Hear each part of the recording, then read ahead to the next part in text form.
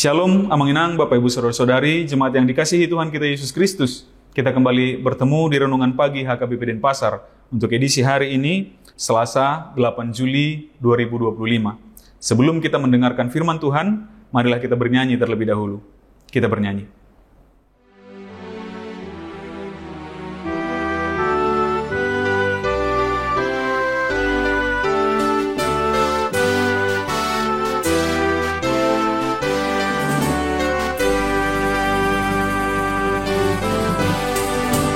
Damenimu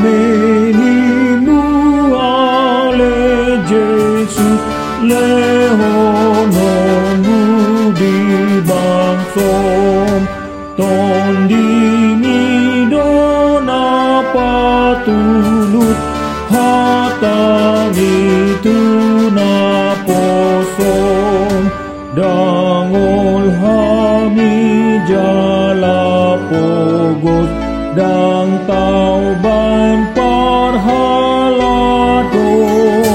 tondi parbadia tongos margogoy hon hamion.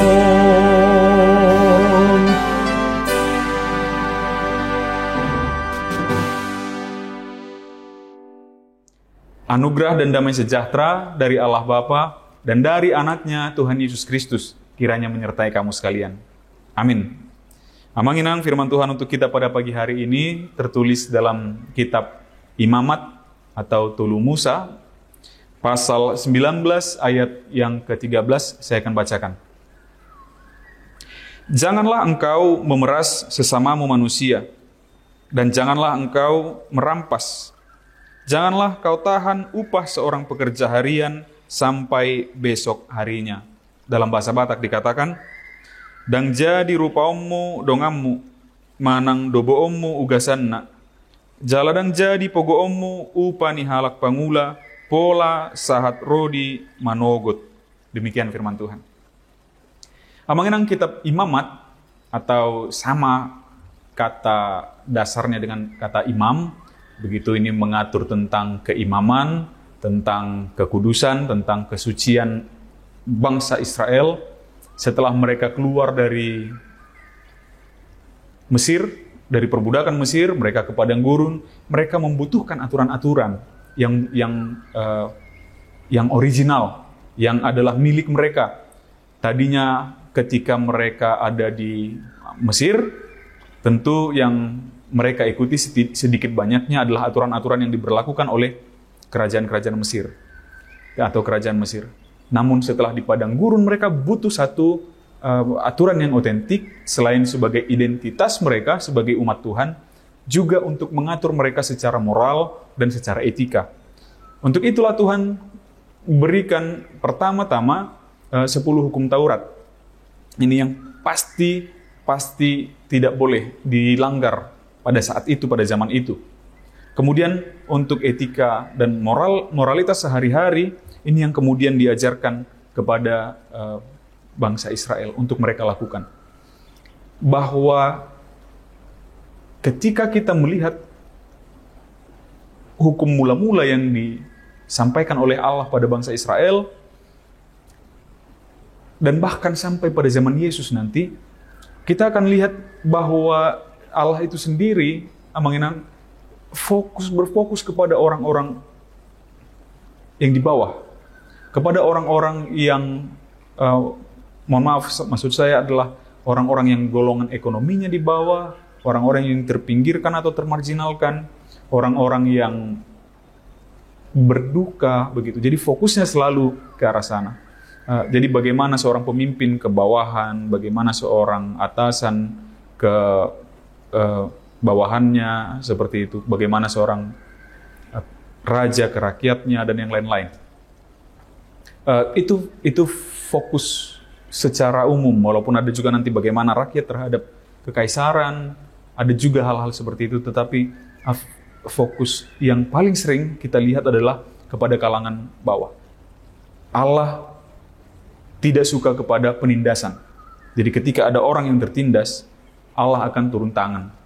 Jadi Allah juga tidak suka kepada penindas. Untuk itulah Allah selalu ajarkan baik dari perjanjian lama sampai kepada Yesus Kristus, supaya jangan ada orang-orang percaya umatnya yang menjadi penindas.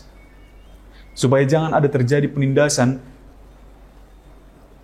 terutama sesama bangsa itu, sesama orang percaya, juga kepada orang-orang lain. Tapi secara khusus, yang pertama sekali adalah dari golongan yang paling dekat dulu. Dari sesama orang Israel, nanti sesama orang Kristen, dan yang lain-lain. Tapi yang paling utama adalah jangan menjadi penindas, terutama kepada bangsa sendiri. Maka satu ayat ini kita ambil, mengenang, janganlah engkau memeras sesamamu manusia, dan janganlah engkau merampas, janganlah kau tahan upah seorang pekerja harian sampai besok harinya.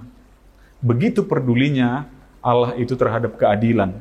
Begitu pedulinya Allah itu terhadap perjalanan hidup seseorang, bahkan untuk satu hari pun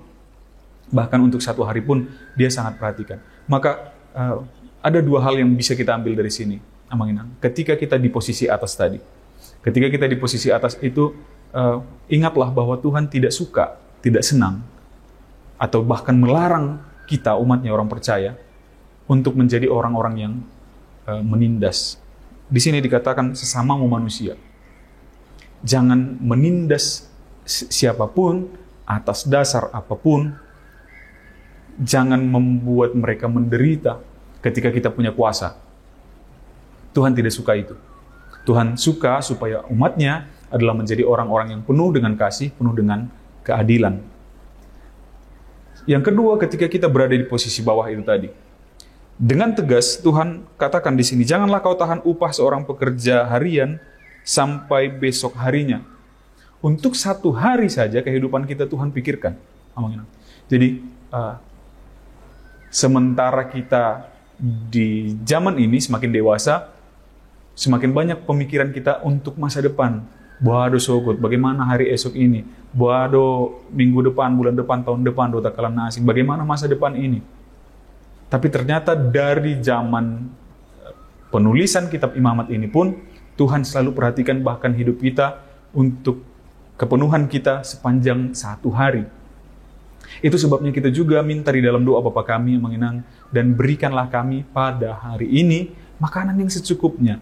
Tuhan perhatikan kita, Tuhan peduli kepada kita, bahkan untuk satu hari kehidupan kita itu yang secukupnya.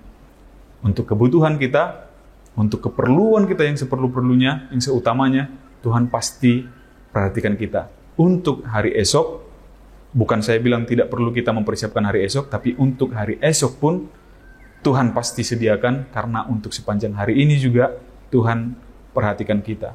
Satu hari lagi untuk besok, satu hari lagi untuk besok, satu hari lagi untuk besok, sampai Tuhan panggil kita, Dia akan tetap jaga dan lindungi kita.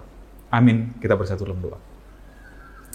Ya Allah Bapa, kami mengucap syukur atas penyertaan-Mu kepada kami hingga pada saat hari ini. Terima kasih Tuhan, Engkau bangunkan kami pagi ini, dan kami yakin dan percaya bahwa sepanjang hari ini pun Engkau Tuhan akan berkati dan sertai kami, bahkan lebih lagi daripada hari-hari sebelumnya. Untuk itu kami serahkan segala pekerjaan, perjalanan, rencana kami sepanjang hari ini Tuhan, hanya ke dalam tangan pengasihan-Mu. Biarlah itu semua dapat berjalan baik, penuh sukacita dan damai sejahtera yang daripada-Mu. Terima kasih firman-Mu ya Bapa, yang mengingatkan kami kembali bahwa Engkau adalah Tuhan yang memperhatikan setiap perjalanan kehidupan kami. Kiranya Tuhan jauhkan hati dan pikiran kami dari ketidakadilan, dari penindasan, dan biarkan kami yakin Bapa bahwa dalam kehidupan kami sepanjang hari, satu hari demi satu hari, Engkau tetap lindungi dan jagai kami di dalam perjalanan kehidupan kami.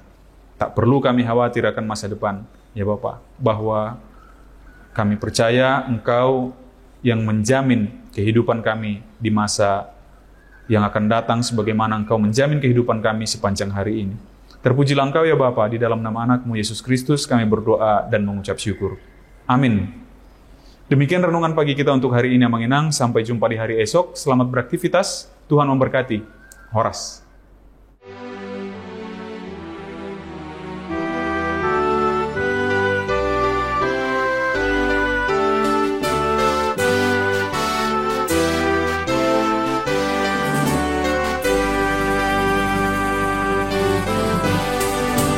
Yesus, Kau yang menjanjikan damai